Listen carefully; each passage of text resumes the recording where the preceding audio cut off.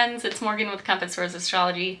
Today we're going to be talking about the upcoming eclipse on October 25th. It is a partial solar eclipse in Scorpio at 2 degrees, and this is the last eclipse of the year. It is also not the first eclipse in this sign. We've had an alternating experience of eclipses between Taurus and Scorpio for about the past year, since November 2021.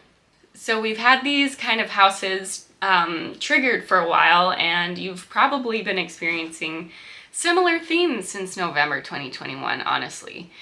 Depending on the houses that Scorpio and Taurus fall in your chart, you're going to be experiencing it in different ways. So we're going to be going through all the different ways that you could be experiencing these eclipses based off of your rising sign. So I'm going to be going through each kind of house pairing between the two signs that the sun and moon would be opposite each other based off of whether it was a solar or lunar eclipse. So I'm going to be putting Taurus and Scorpio together.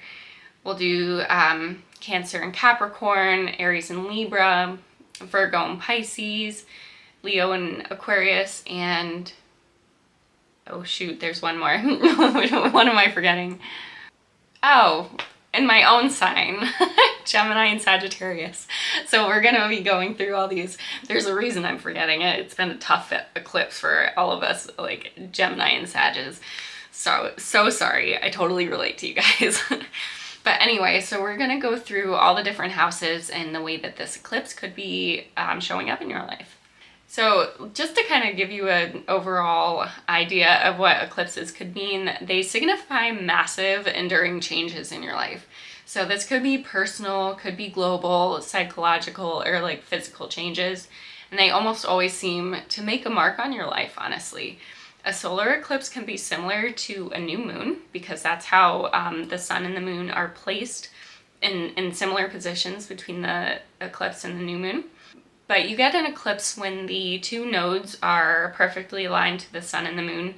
So when you just get a new moon on the regular kind of like moon cycles when the nodes are a little bit off, but having the nodes aligned means that the sun and the moon are rotating on the same ecliptic. So they're going to be able to block each other, basically, the light. So this means that you're going to be experiencing super like ultra magnified themes that come around during a new moon. So there's a sense of kind of starting something new, a new phase that carries through similar themes that you've kind of been inured in since November 2021.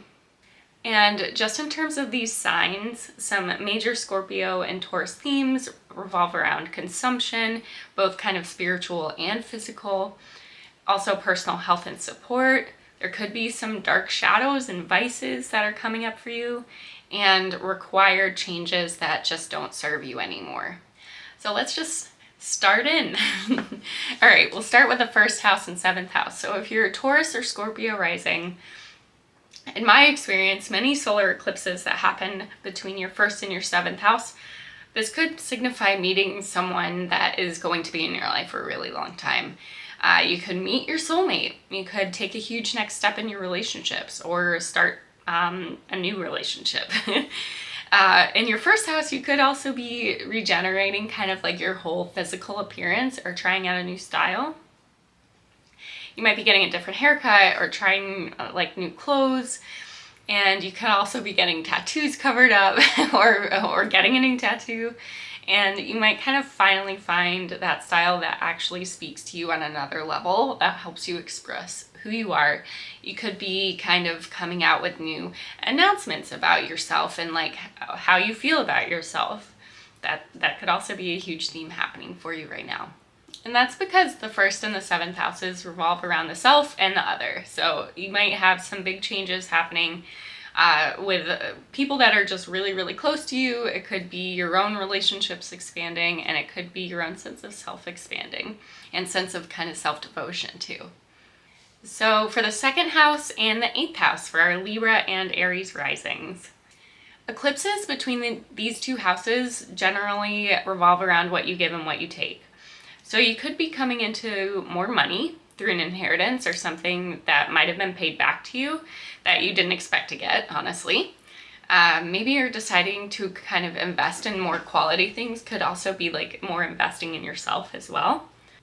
And you might just be willing to spend more money on things that are like mean more to you, or higher priorities to you, like food, shelter, clothing, or kind of just general items that make your time and your work more efficient too.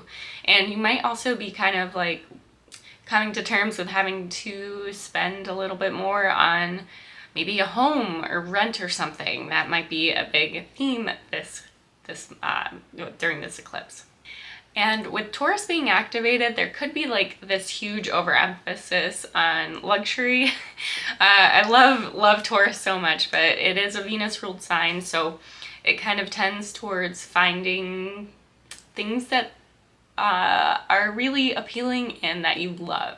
And that often leads towards luxury, right? Or like really, really expensive things, but there's kind of a theme here where there's a desire for quality over like quantity, and luxury does not have to equal expensive. It could also just be that you're finding things that actually are your priority and that speak to you on a more personal level that you're willing to kind of invest in. You also could be going in for a loan that is designed to kind of bring in more revenue for you in the long run. And this could also be equated to like gambling. So if it's actual gambling, make sure that you're careful and that your vice and desire for nice things doesn't overpower you, which sometimes that can happen between Taurus and Scorpio. So just make sure that there's some grounded reasoning there for you during these eclipses. For the 3rd and the 9th house, this is Virgo and Pisces rising. These are the places of the god and goddess. So whether or not you kind of subscribe to a belief system, this eclipse could have you leaning more towards themes of like experience and learning that has a higher meaning to you. This could be coming from or stemming from someone that you're related to, like it could be a suggestion from maybe a sibling or a cousin or something. It could be that you're finding home away from home, or finding a sort of kind of settling in yourself too.